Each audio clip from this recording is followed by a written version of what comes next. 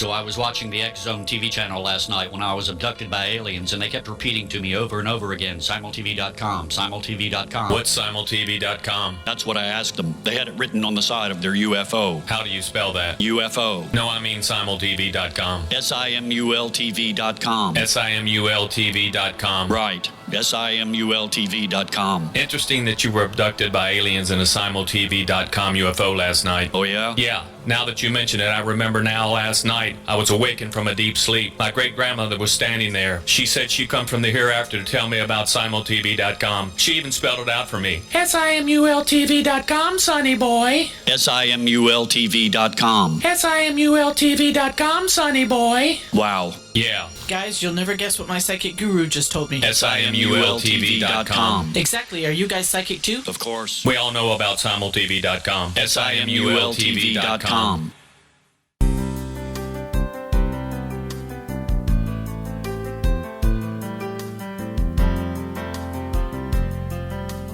Welcome to Mission Evolution Radio Show with Gwilda Wiyaka, bringing together today's leading experts to uncover ever-deepening spiritual truths and the latest scientific developments in support of the evolution of humankind. For more information on Mission Evolution Radio with Gwilda Wiyaka, visit www.missionevolution.org. And now, here's the host of Mission Evolution, Miss Gwilda Wiyaka.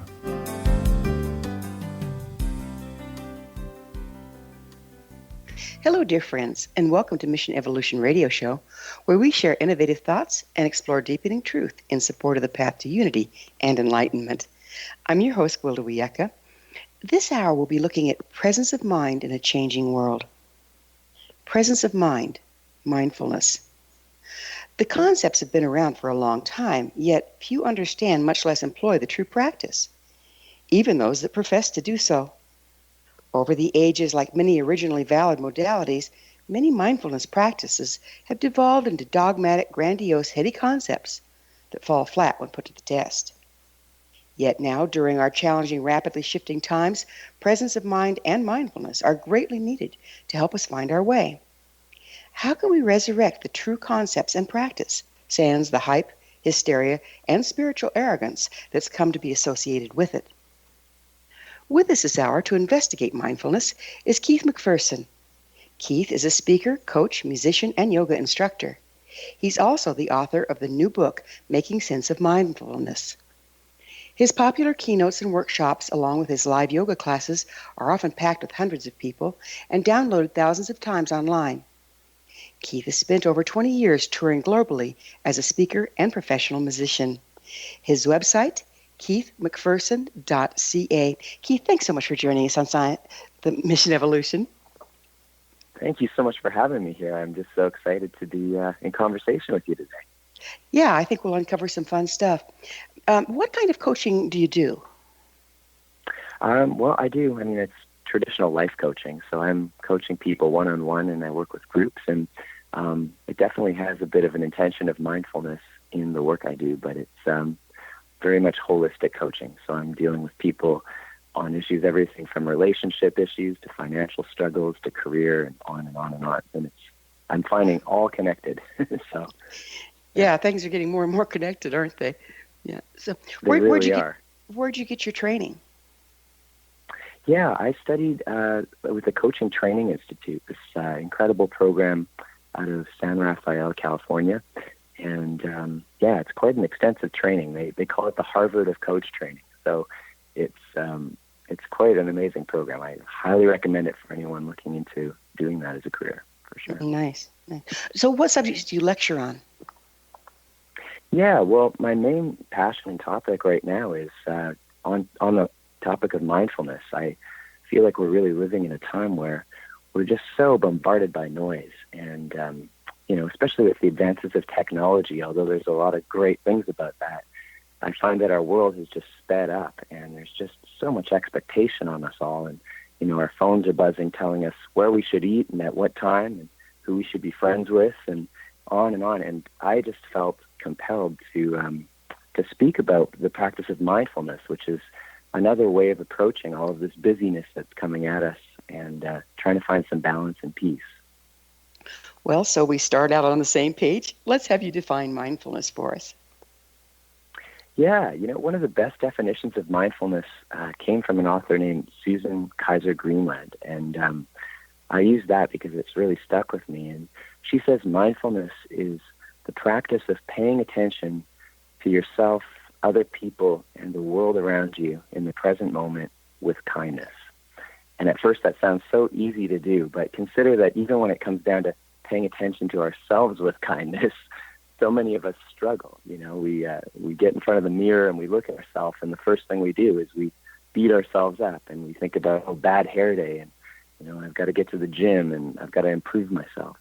So this practice of mindfulness is getting really, really present with how are we being in the present moment with ourselves and with other people, and are we moving forward in a way of kindness, or are we beating ourselves up? So it's quite a profound practice. Even though it sounds simple, to actually put that into action takes a lot of consciousness. Well, being kind to ourselves is a tall order when all the media is telling us that we're lacking so that we can buy something to make ourselves okay. Absolutely. Resilience is so key here to really reprogramming and reconditioning our mindset. So is mindfulness considered a spiritual practice? That's a great question. I was so intrigued when I started working on this book. I interviewed a bunch of people, and I was on a quest to find out what this word means, because it's such a buzzword in our culture. We hear it on all the talk shows, and people are writing about it. And it was just funny when I spoke with people about what does this word mean. Some of the answers back just totally startled me. Someone said, "Isn't that practice where you sit around in a circle and taste raisins?" And I was like, what? Apparently there's a practice where you slow down and you get a raisin and everybody tastes it and slows down and tastes the texture. So there is an element to that. Spiritually speaking, some people relate mindfulness to Buddhism and the practices associated with Buddhism. And the Buddhists have definitely incorporated a type of mindfulness into their world. I went a little bit further beyond that scope with my interpretation of it. I was also intrigued by the ancient Hawaiians. The ancient Hawaiians had this incredible practice of mindfulness that they didn't call mindfulness. They called it huna. But a lot of the traditions and practices from that place really emerged and are emerging again, and I found a lot of resonance there. So is mindfulness spiritual? I believe there's elements of it for sure. I mean, when we slow down and we get present, our intuition and our higher self, whatever you want to call that source, comes through and we get informed. So there definitely is elements of spirituality to it. Was the Hawaiian variety, was that a shamanic practice?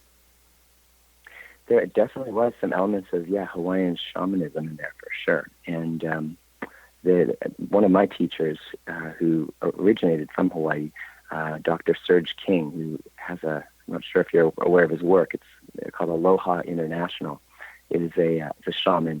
And so a lot of those shamanic practices are so relevant today, just in terms of how to navigate in a world where we're up against all of this noise. How have the mindfulness practices employed today diverged from the originals? Yeah, well, a real misconception that I'm noticing when I go out and give lectures is people think that this is another add-on on their to-do list. Like somehow they've got to do mindfulness. So I've got to sit for an hour on a meditation cushion and close my eyes and breathe. And this is, the formal, maybe traditional version of it. But what I try to convey is that mindfulness is not necessarily another add-on on your to-do list. It's a way of monitoring how am I being as I'm moving through my day. So moving out of the traditional sense that I've got to somehow just completely shut everything off and be still, which I think there is value to that formal practice if you can carve it into your day. But it's also a matter of, in every conversation I'm having, or as I'm tasting my meals, or as I'm going through all the work activities of the day, am I present of how I'm actually being while I'm doing what it is that I'm doing? So it's, to me, it's a little bit more informal where a lot of the benefits pay off these days. You know, my background's shamanism, and my original teacher was a Lakota elder. And what you're talking about reminds me of him. When he would be doing anything, it had his total attention. And I can still remember those gnarled old hands, the way they'd reverently handle anything he was working with. That's a form of mindfulness, isn't it, as you're defining it? It really is. You know, last night I was on a plane ride flying into Nashville, and I was sitting with this young girl who was totally having a panic attack because we were flying into a tornado last night. Oh, lovely. And man, the plane was just bouncing out of control, and I don't think I've been on a plane that wild. And for a moment, I caught myself going into fear mode of worrying, oh my gosh, what if this plane crashes? What if we don't make it?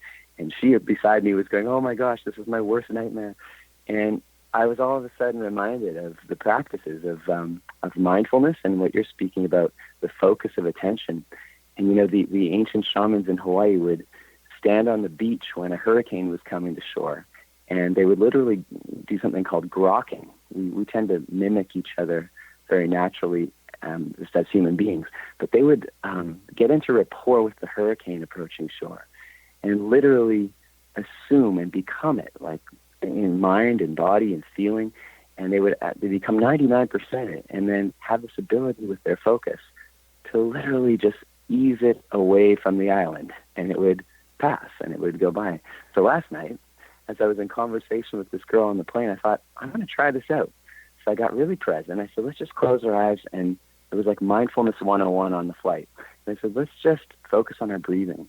And as we did, I got into rapport with the plane bouncing, and I thought, you know what? We can shift this right now.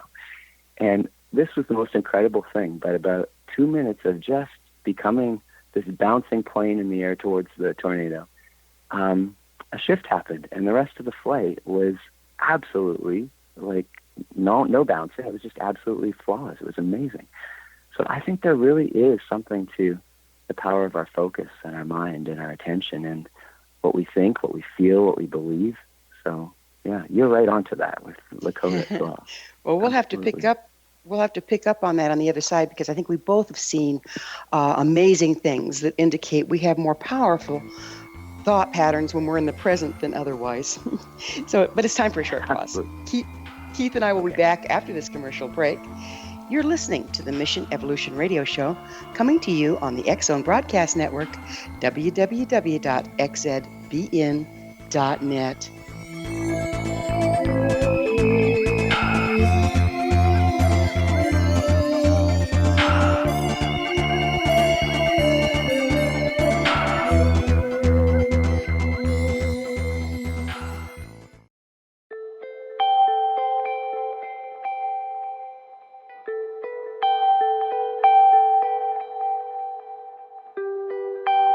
It's hard to listen to the news without realizing we're living in volatile, unprecedented times.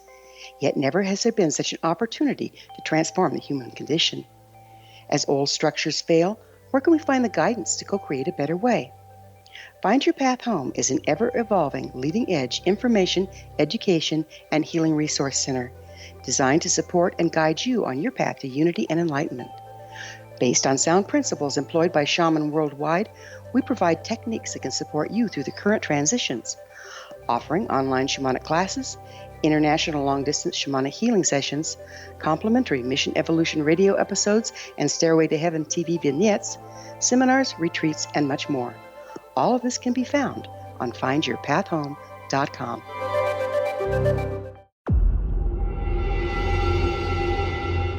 Whether you're a skeptic or a believer, join me, Rob McConnell, as together we'll investigate the world of the paranormal and the science of parapsychology here on the X Zone Radio TV show on XZBN and the X Zone TV channel on Simul TV. Since 1990, the X Zone Radio TV show has been the place where people dare to believe and dare to be heard. Together, we'll investigate UFOs, aliens, ghosts, Bigfoot, psychic phenomenon, lake monsters, conspiracy theories, government cover-ups, the truth embargo, alien abductions, ESP, haunted locations from around the world, and so much more. With over 28 years of broadcasting and more than 4,500 individual guests, the X Zone is truly a place where fact is fiction and fiction is reality, as evidenced by the credibility, integrity, and professionalism of the guests that we bring to our international audience. If you have seen a UFO, had a close encounter, seen a ghost, Bigfoot, lake monster, or a story that you would like to share or have investigated, contact me, Rob McConnell, by sending me your email to xzone@xzoneradiotv.com, or you can call toll-free 1-800-610-7035, extension 143, and on Skype, X Zone Radio TV. For more information on the X Zone Radio TV show with yours truly, Rob McConnell, visit www.xzoneradiotv.com or www.xzonetvchannel.com or simultv.com and xzbn.net. Until next we meet here in the X Zone from our broadcast center and studios in Hamilton, Ontario, Canada, always remember, X Zone Nation, keep your eyes to the sky and your heart in the light.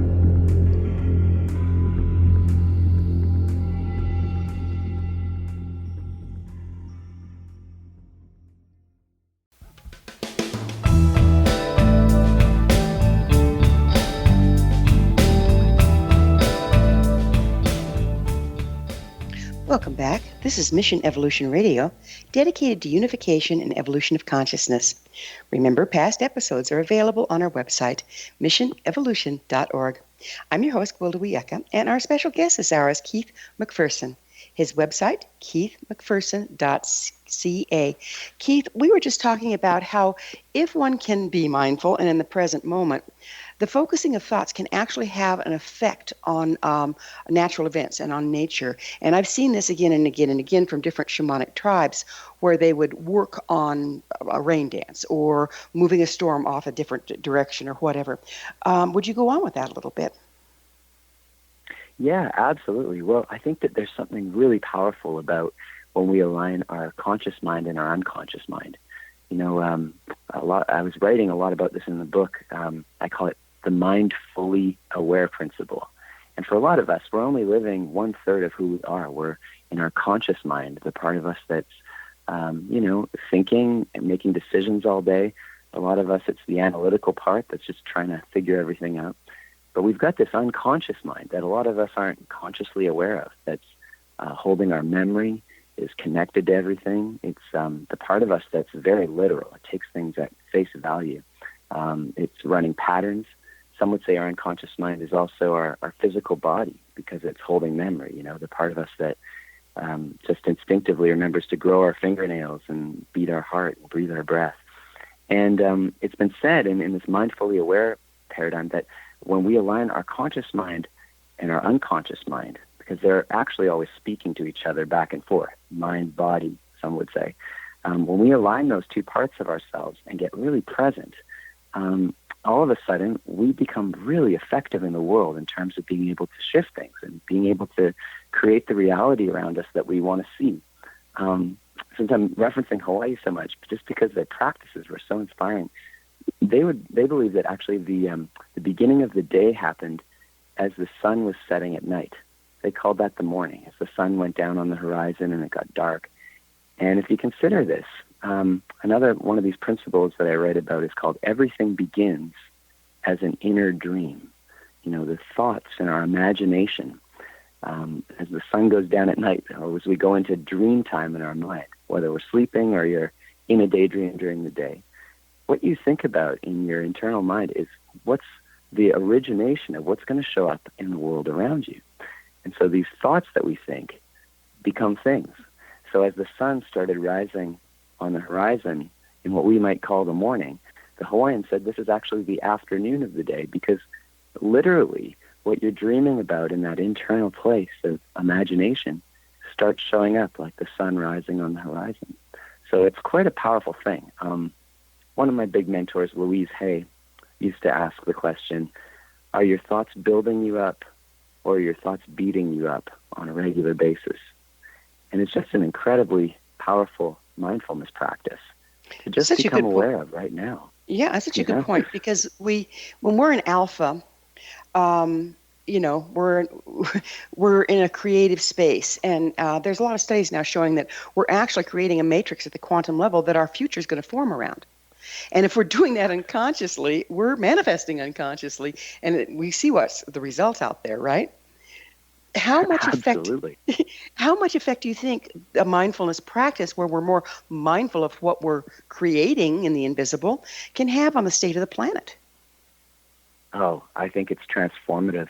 I think if we became more aware of what we're thinking about and also very aware of what we're feeling on the body level, on the unconscious mind level, um, that's when the healing takes place. And like right now, I think we're living in such an incredible time. I mean, we're seeing such huge shifts in the world, and there's a lot of chaos and turmoil, and things are out of balance. And so a mindfulness practice is crucial right now in order to be part of the change towards harmony and alignment. And it's getting our own thinking and our own feeling in check with each other so that we can be of use on the planet and inspire others.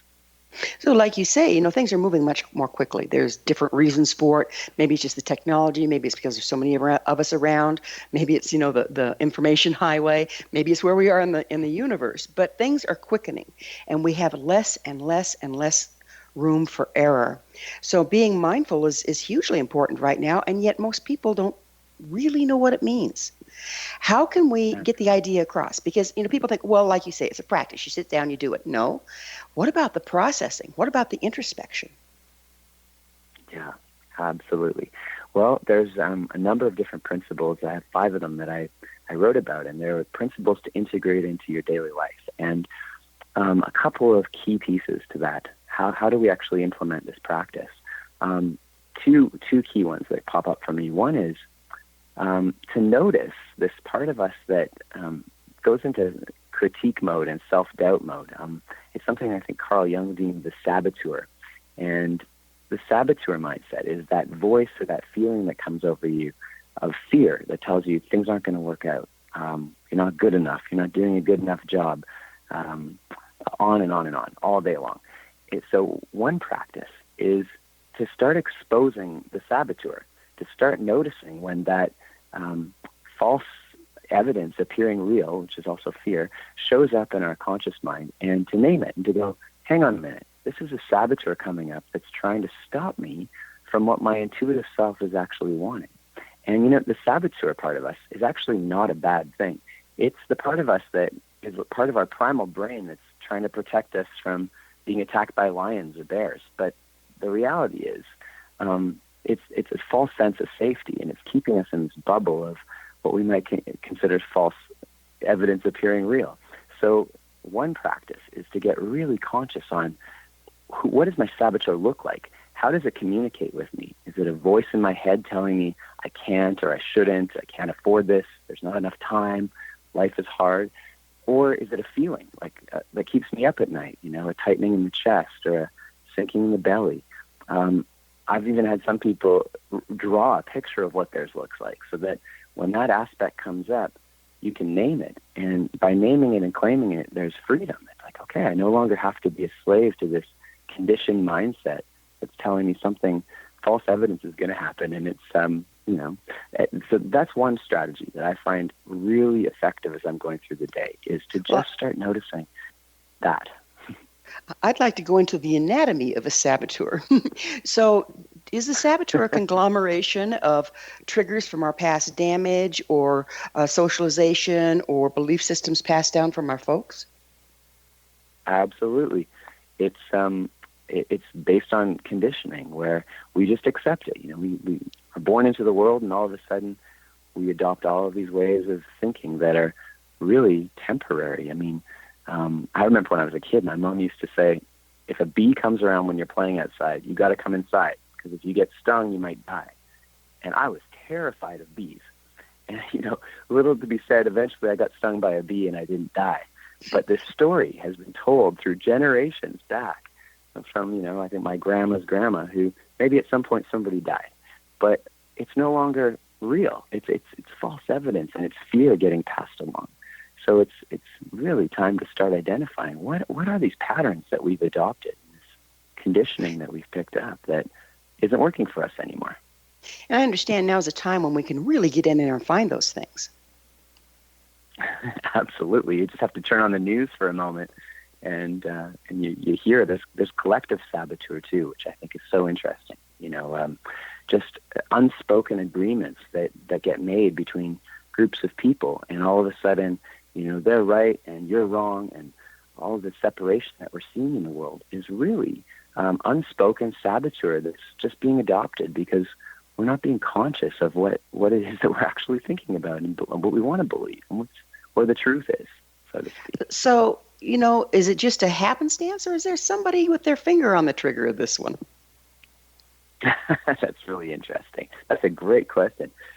Whew. Well, what pops up for me as you say that right away is I think there's an invitation to return back to the place we originated.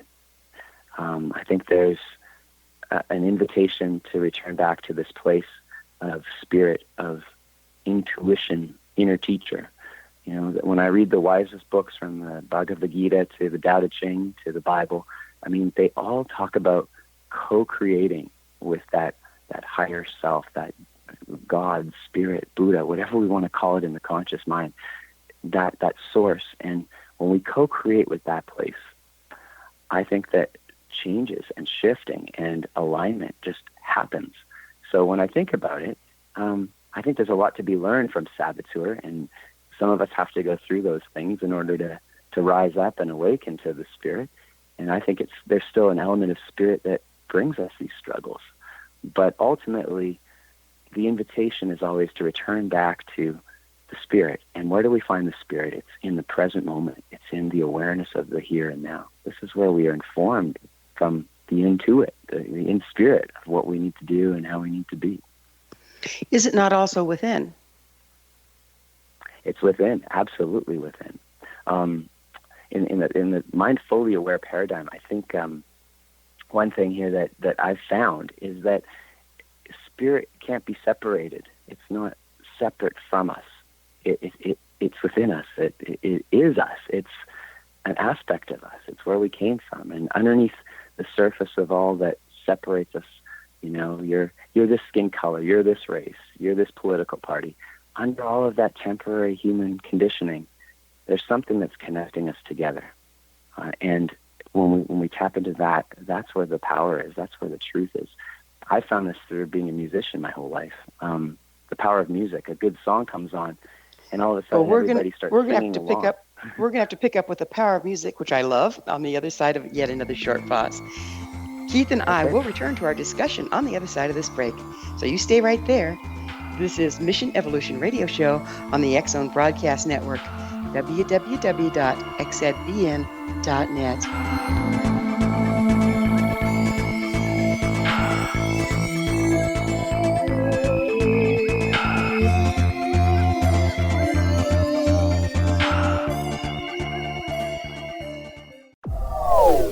They are here, and they've been here for thousands of years, making their presence known in the shadows. They might be seen by a lonely motorist on a deserted road late at night, or by a frightened and confused husband in the bedroom he is sharing with his wife. But who are they? What do they want? Why are they here? Perhaps most concerning, has the government been aware of their presence all along? The new book by Ellie Marzulli, UFO Disclosure, the 70-year cover-up exposed, delves into the world of UFOs. Can full disclosure be soon? Order now and receive a free hour and 37-minute DVD on the UFO phenomenon. UFOs are real. Get both the book and the DVD, a $40 value, for only $19.99. To order your book and DVD today, go to lamarzulli.net. That's LAMARZULLI.net.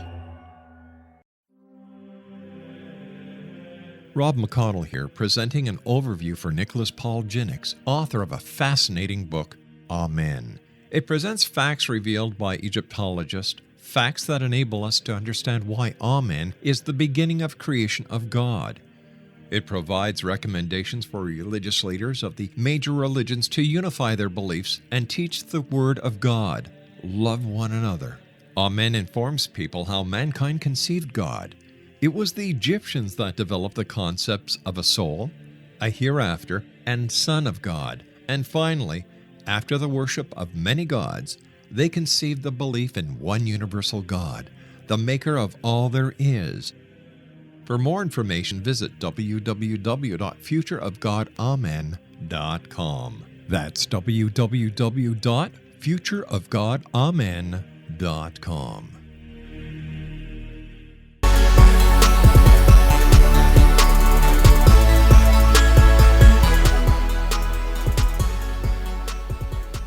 Welcome back. This is the Mission Evolution Radio Show, www.missionevolution.org, bringing the latest tools and information to support the path to enlightenment.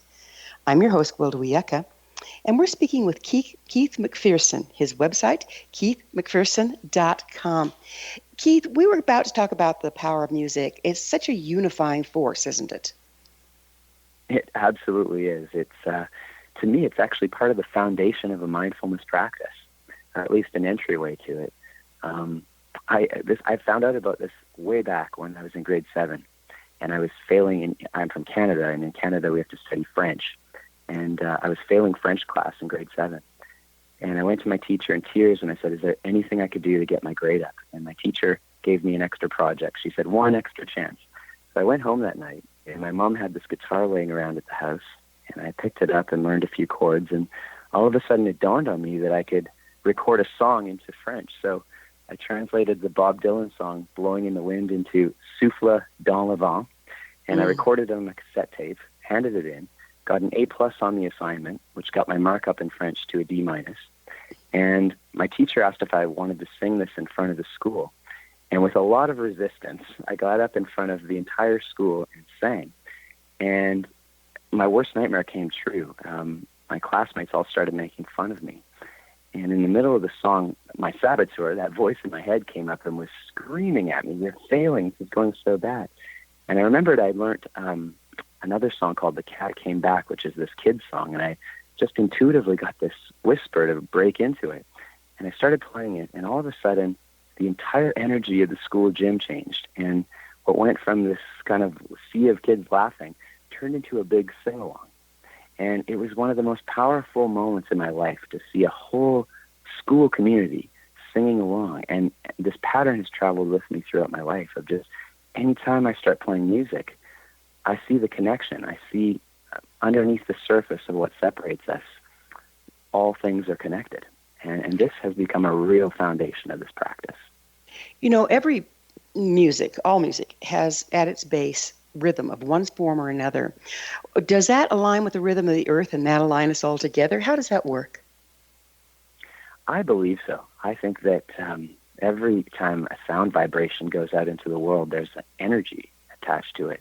And when we're consciously doing that and we're coming from a place of harmony and unity, there's just so much healing in that, in the power of sound vibration. I mean, we see this in practices like sound healing.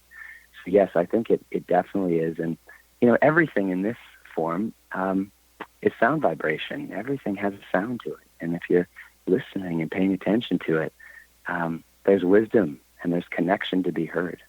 You move out of that place of separation to a place of really noticing everything is connected. It's oneness. So you know, it's amazing how much music has been inspired by nature. Vivaldi's Four Seasons. We could go on and on and on and on. It's kind of like a channeling of that oneness, isn't it? It really is, you know. And I think that one just has to go for a walk and pay attention to the nature around them, and to see yourself in like a blade of grass or in a tree that's swaying in the wind, to see the same elements of who we are at our core. It's it's the oneness, it's the presence, it's the spirit. It's very powerful. But you have to be mindful to do it now, don't you? Yeah, if you're thinking about what you're going to be buying at Costco or Walmart on the weekend, you're going to have issues if your mind's just out of the present, overthinking. That's where a lot of us get caught up, is that our mind wanders out of the now. And, you know, in this very present moment, if you're right here with me and you haven't left the building in your mind, if you're here in your mind, your body, the present moment is where all the secrets are, where all the wisdom is. But have you ever noticed that when you start you have to go. You have to go into the past or the future. That's where all of our fear is based. The story of what's going to happen or what happened. But to come back when we catch ourselves, oh, I'm in fear mode, and to come back to the now, this present moment has so much to teach us. And the answers we're looking for are right there. They're right here in front of us. But we got to pay attention. I remember I had a very strange experience. I'd been at a retreat for several weeks and was being very mindful and very present and all that stuff. And went to the airport to fly home, by the way. And I was the only one there. I was completely alone. There was nobody else there. Everybody was on to the next. Yeah, everybody was on to the next flight, or regretting the person they just left, or doing whatever they were doing. And I have never felt in such a vacuum like that. I actually had to get up and go step outside for a little bit to connect. Wow, that's unbelievable. So, did you fly by yourself? Yeah. I was traveling by myself. But what struck me is how people are so totally out of the present moment, and how can they connect? You know, the whole place was full of people, and it was empty. Wow, that's unbelievable. What are the it's greatest so often, Go ahead. I was just going to say, it's just so often when you walk down the street, just you can see people in their heads just not here. They're in the body, but they've left the building. It's even been said, the Harvard studies talk about this.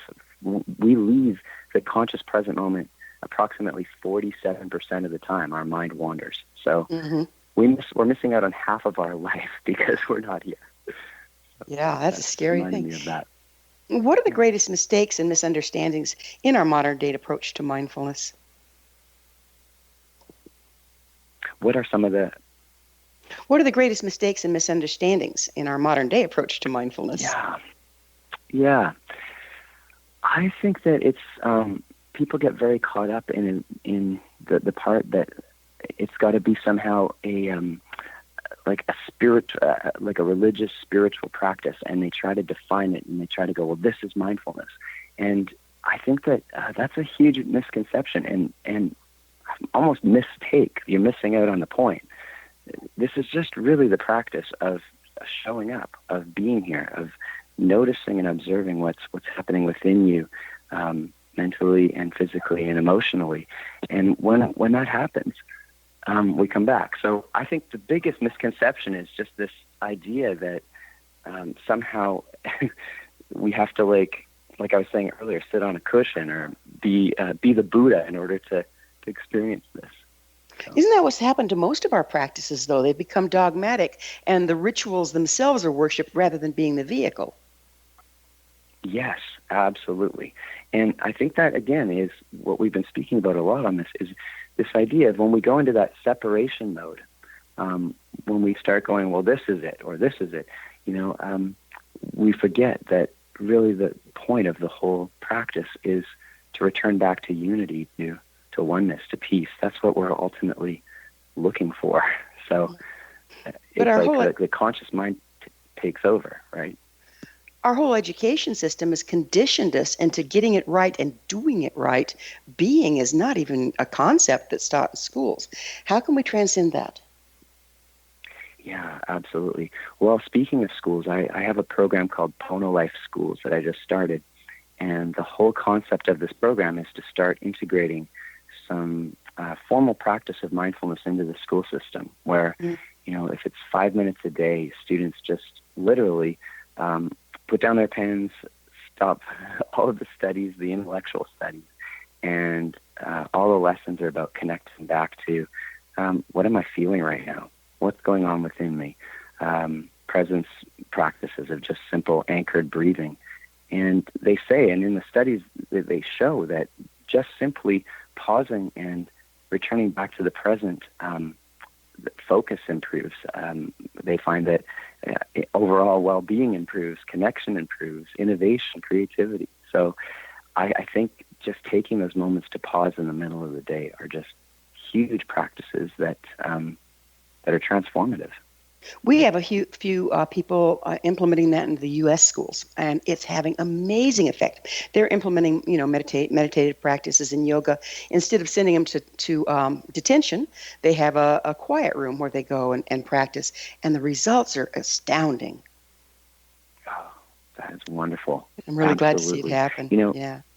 the students that are the problem child are typically the ones that are trying to wake us all back up to the present moment. They're going, hang on a minute. It's not just all conscious intellectual stuff here. Like, a lot of times it's the creative kids that are trying to learn in a different way, in a different form, and we've deemed them as they're bad. They got to go to the detention room, like you say. But to invite them to a practice of, well, okay, what's here now? What do you need right now?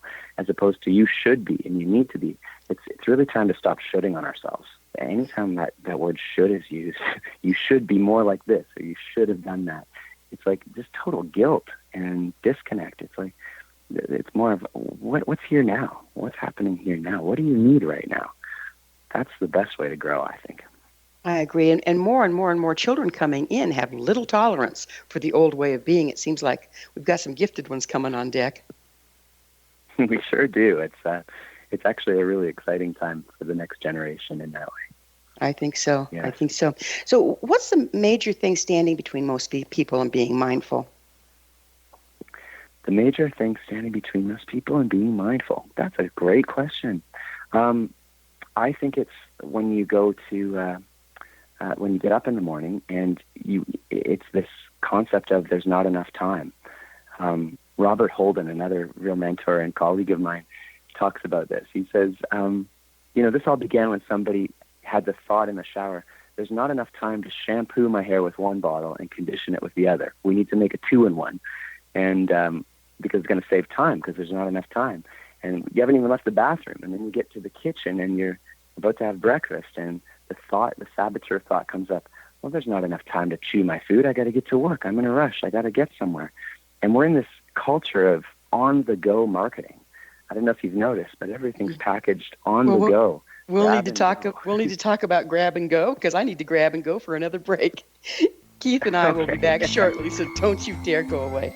You're listening to the Mission Evolution Radio Show on the X Zone Broadcast Network, www.xzbn.net.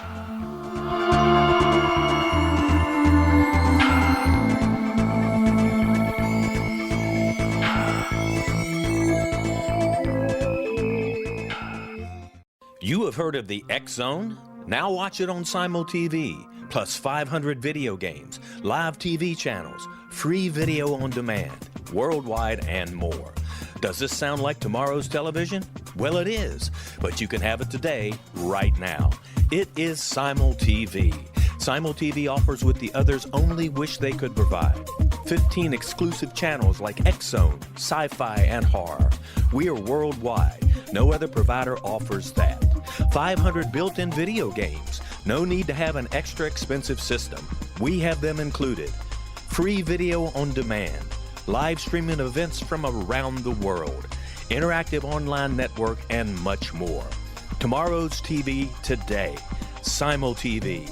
Sound too good to be true? Well, it's not. You can have Simul TV today. Sign up at simultv.com.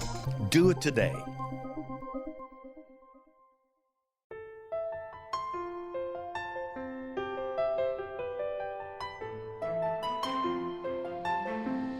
Path Home Shamanic Art School has just launched a new online series of classes, Galactic Shamanism, Art of the Ancients, Key to Tomorrow.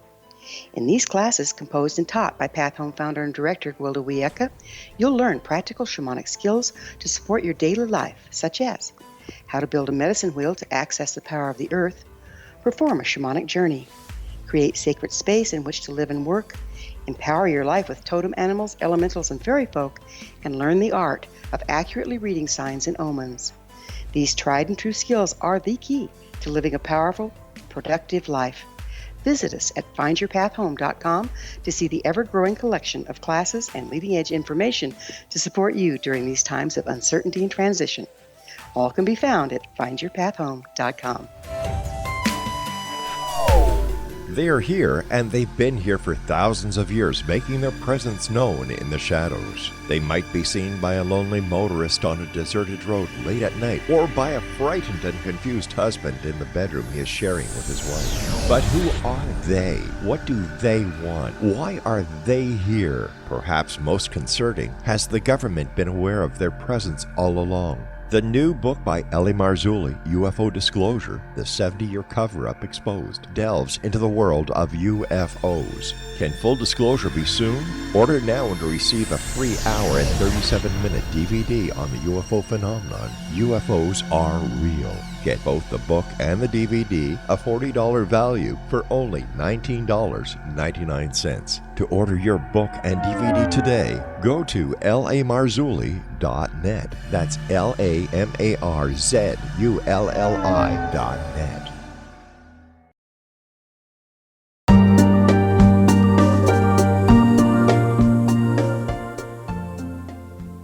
Welcome back. This is the Mission Evolution Radio Show, www.missionevolution.org, bringing the latest developments in an evolving world. I'm your host, Gwilda Wiyaka. I always love suggestions from my listeners. Email me at info@missionevolution.org and propose a topic or guest that's on your mind. I'm sure we'll all enjoy them. Our guest this hour is Keith MacPherson. His website, keithmacpherson.ca. Keith, we were about to grab and go. Tell me about the grab and go. I love it. Well, as I was saying before the break, everything in our culture is just marketed on the go, grab and go, got to get and go. And it's like this idea that we're all getting somewhere. Often when people say, how are you doing? The response is, oh, I'm getting there. And like the big question is, where exactly are we going? And what do we have to get to? And, this concept of a lot of us will say, I'll get to that eventually, but first I've got to do this.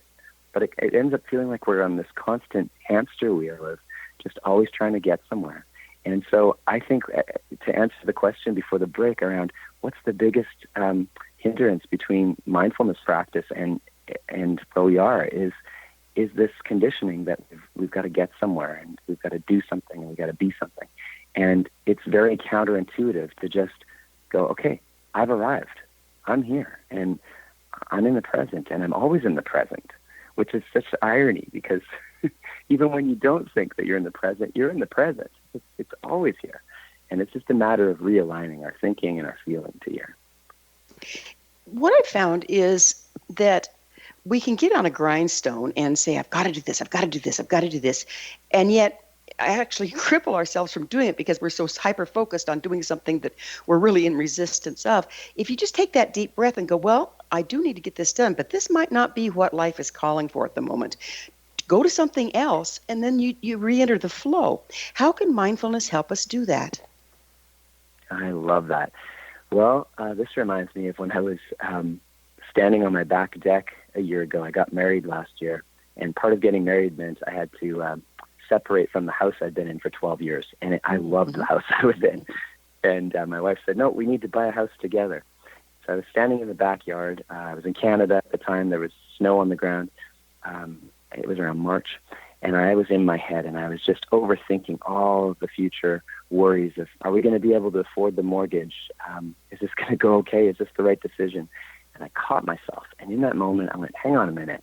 You need to practice what you preach, buddy. So I took a deep few breaths. I think this is one of the most powerful things we have available is our breathing. I took a few deep breaths, and in the present moment, I'm a rare musician that I've never done drugs, but I felt like I was hallucinating. This butterfly flew around the corner of my house and crossed my path. You got to remember, there's snow on the ground. Like, this is really out of season. This butterfly flies across my path and vanishes.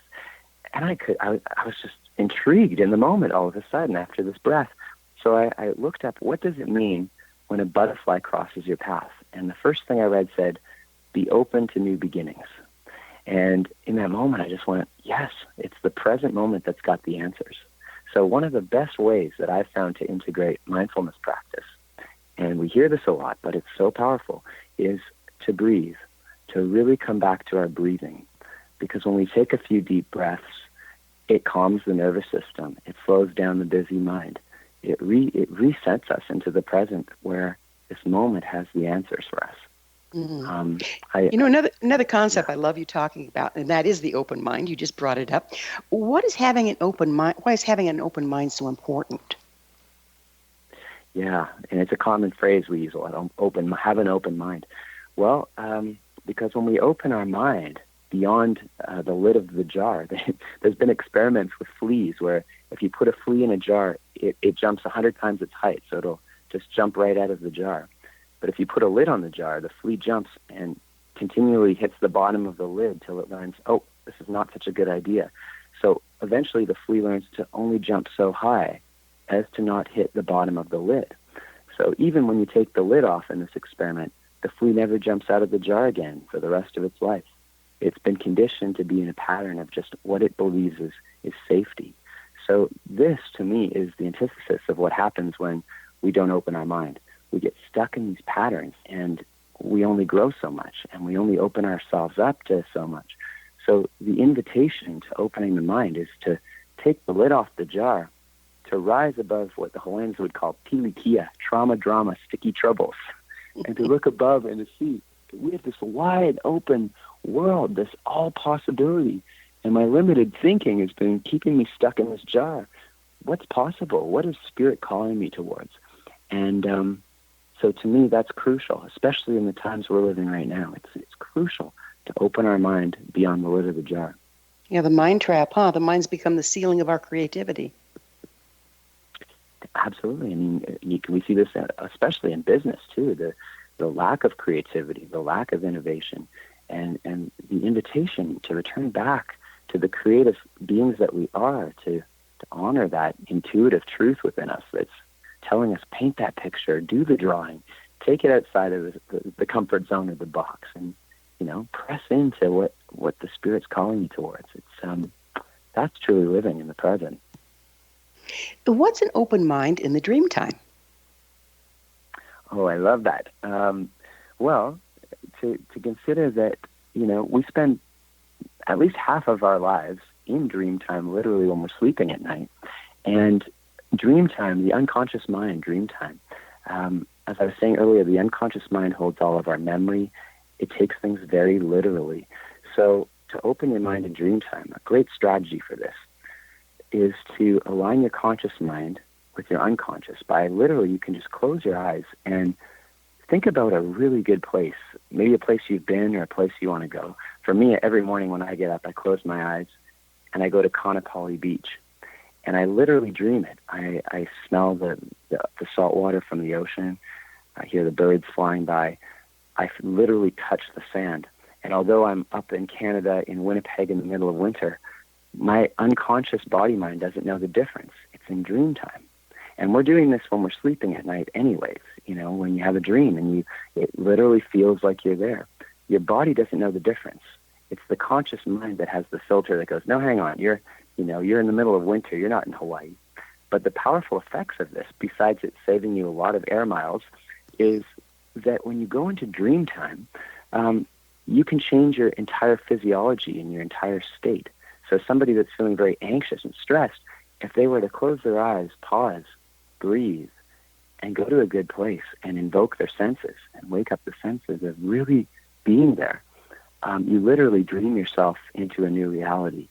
And it's transformative when that happens. So that to me is what it would mean to open your mind in dream time. So how can an open mind prevent disease? Oh, absolutely. I love that. Well, all dis-ease, and I take this directly from my mentor, Louise Hay. All dis-ease is inflammation in the body. It's our body, kino. Kino in Hawaii means an extremely condensed collection of thoughts. The ancient Hawaiians believed your body was made up of an extremely focused, condensed collection of thoughts because it's memory. So when our thoughts are negative, when our thoughts are out of alignment, we get stressed, our body tightens up. Just consider how this happens. And all of a sudden, the blood flow kind of gets constricted, and there's inflammation in the body, and all of a sudden, it turns into dis-ease. Our unconscious mind, our body, is trying to give us information and inspiration to shift things. It goes, oh, you've got a tightening in your chest. Pay attention. Something's out of alignment. On a physical level, that's happening. So the beautiful thing about mindfulness is to take the breath, to start paying attention, to notice the sensations in the body, and to know that it might be correlated with a memory. Like this morning, to be honest, I woke up with a bit of a stiff neck. And instead of going, oh, it's just a stiff neck, I actually was thinking literally, because my body's literal, who is my pain in the neck right now that's causing me this? It's so literal. got a gut feeling, listen to your heart. The body holds so much wisdom. I still have to figure out who my pain in the neck is as I'm talking. I'm not sure who it is yet, but there's something or someone that's causing it. I know it. My body's holding it as a memory right now. It's amazing how much information we get if we really do pay attention to what the body's doing and saying. How do you see the world changing as a result of people taking on this practice? What's the potential here? Well, I think the potential is a lot more harmony and peace and alignment on the planet. I think when we start, instead of just relying solely on our conscious thinking mind, we start tuning into our heart wisdom, into our body wisdom. Some would say in the mindfulness principles that spirit can only come through the unconscious mind. That's where we're informed and inspired. It doesn't come directly to the thinking mind. So as we start learning how to listen to those inner cues, those little whispers, that soft little whisper in the heart that says, take this trip, or write this book, or start this radio show. I'm sure at some point you had that. When we start listening to that place, we get into alignment, and the potential on the planet, if we all started really honoring our intuition and noticing it, the potential is more alignment, more peace, more unity, more connection, more beauty and creativity and expansiveness in that way. And I believe our world is headed in that direction, although it may appear otherwise at times. It's just Keith, regulating. That's the world I want to live in, and I'll align my thoughts with yours. It's hard to believe, but we're already out of time. Thank you so much for coming on the show. Thank you. Our guest this hour has been Keith MacPherson. Keith is the author of Making Sense of Mindfulness, 5 Principles to Integrate Mindfulness Practice into Your Daily Life. His website, keithmacpherson.ca. Remember to join our email family to stay abreast of all the exciting new things we have coming up at missionevolution.org. This has been Mission Evolution Radio Show with Gwilda Wiyaka on the X Zone Broadcast Network, www.xzbn.net. Join us next time as the mission continues to bring information, resources, and support to an evolving world.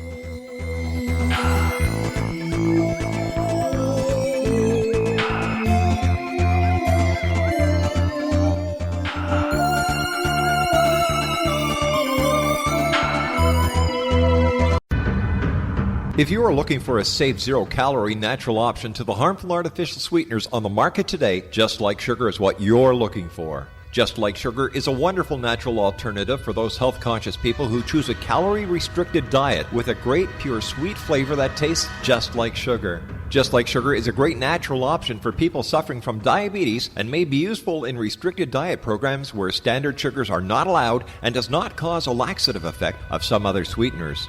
Just Like Sugar comprises a perfect blend of chicory root fiber, natural calcium, natural vitamin C, and Just Like Sugar's sweetness comes from the natural flavors from the peel of the orange. Just Like Sugar is a natural alternative to harmful artificial sweeteners and will change the way that you believe all natural sweetener products taste. Just Like Sugar is available at your local Whole Foods markets, Wild Oats markets, Henry's, Sun Harvest, and many other fine natural food stores in the U.S., Canada, and worldwide. You have heard of the X Zone? Now watch it on Simul TV, plus 500 video games, live TV channels, free video on demand, worldwide, and more. Does this sound like tomorrow's television? Well, it is, but you can have it today, right now. It is Simul TV. Simul TV offers what the others only wish they could provide. 15 exclusive channels like X Zone, Sci-Fi, and Horror. We are worldwide. No other provider offers that. 500 built-in video games. No need to have an extra expensive system. We have them included. Free video on demand. Live streaming events from around the world. Interactive online network, and much more. Tomorrow's TV today. Simul TV. Sound too good to be true? Well, it's not.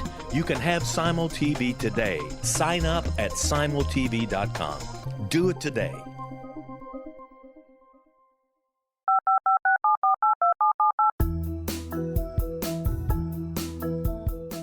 Did you know that when you're on the road with limited data or Wi-Fi, you can still listen to the X Zone Radio Show with Rob McConnell, The Science of Magic with Gwilda Wiyaka, X-1, Dimension X, Space Patrol, and every minute of the X-Zone Broadcast Network by calling 213-401-0080, courtesy of Audio Now. No smartphone, app, or internet needed. It saves your data plan, and it's free if you have unlimited minutes. Call 213-401-0080 to listen on any phone, anytime, anywhere. Remember 213-401-0080 for the best of the paranormal, parapsychology, and sci-fi radio programming anywhere, 24/7, 365.